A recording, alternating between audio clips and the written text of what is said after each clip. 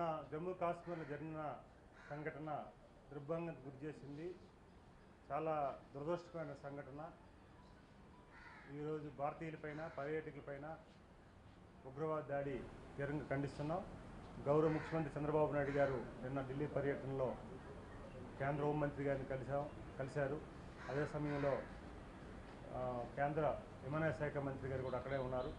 వారు చెప్పి ఆంధ్రప్రదేశ్ సంబంధించిన పర్యాటకులు ఎవరైతే ఉన్నారో వారికి భయాందోళనకు గురవుతున్న విషయం వారి దృష్టికి రావడం, అలాగే ఉత్తరాంధ్రలో ఒక వ్యక్తి కూడా ఈ ప్రమాదంలో ఈ దాడిలో చనిపోయారు.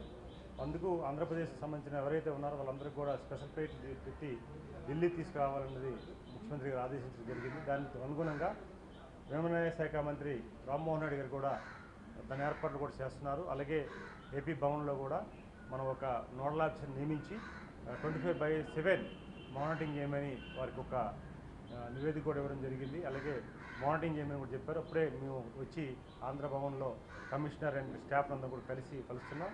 వారిని కలిసి కూడా ఇక్కడ సమాచార కేంద్రాన్ని కూడా ఏర్పాటు చేయడం జరిగింది. దాని సమాచారాన్ని కూడా ఇమీడియట్గా ఎవరైతే ఉన్నారో వాళ్ళంతా చాలామంది భయాందోళనకు గురవుతున్నారు. మాకు కూడా ఉత్తరాంధ్ర నుంచి కూడా చాలామంది ఫోన్లు చేశారు. మీరు చాలామంది పర్యాటకులు అక్కడ ఉండిపోయారు, భయాందోళనకు గురవుతున్నారని చెప్తున్నారు. వెంటనే నేను యాక్షన్లో దిగడం జరిగింది. గౌరవ ముఖ్యమంత్రి గారు ఇచ్చిన సూచన సలహాలు పాటిస్తూ కేంద్ర మంత్రులుగా వారు, మేము ఎంపీలుగా మేము అందరం కూడా క్లోజ్ మానిటరింగ్ చేస్తున్నాం. దీనిని తీవ్రంగా ఖండిస్తున్నాం. మా నాయకులు కూడా ఖండించడం జరిగింది. అయితే ఉగ్రవాద దాడిని, ఎందుకంటే గతంలో పర్యాటకుల మీద ఇప్పుడు కూడా దాడి కొన్ని సందర్భాలు జరిగాయి. ఇప్పుడు దుర్మార్గంగా దాడి చేశారు. దీనిని తీవ్రంగా ఖండిస్తున్నాం. ఎందుకంటే ఇప్పుడే జమ్మూ కాశ్మీర్లో పర్యాటకంగా అభివృద్ధి జరుగుతుంది అనే ఒక ఆలోచనతో ఇట్లా జరిగిందని అనిపిస్తుంది.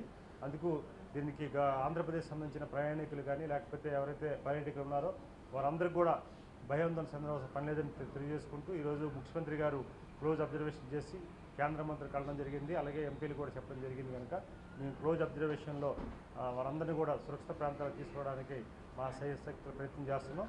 ఈ విషయాన్ని మీకు తెలియజేయాలని తెలియజేసుకుంటున్నాం. Thank you.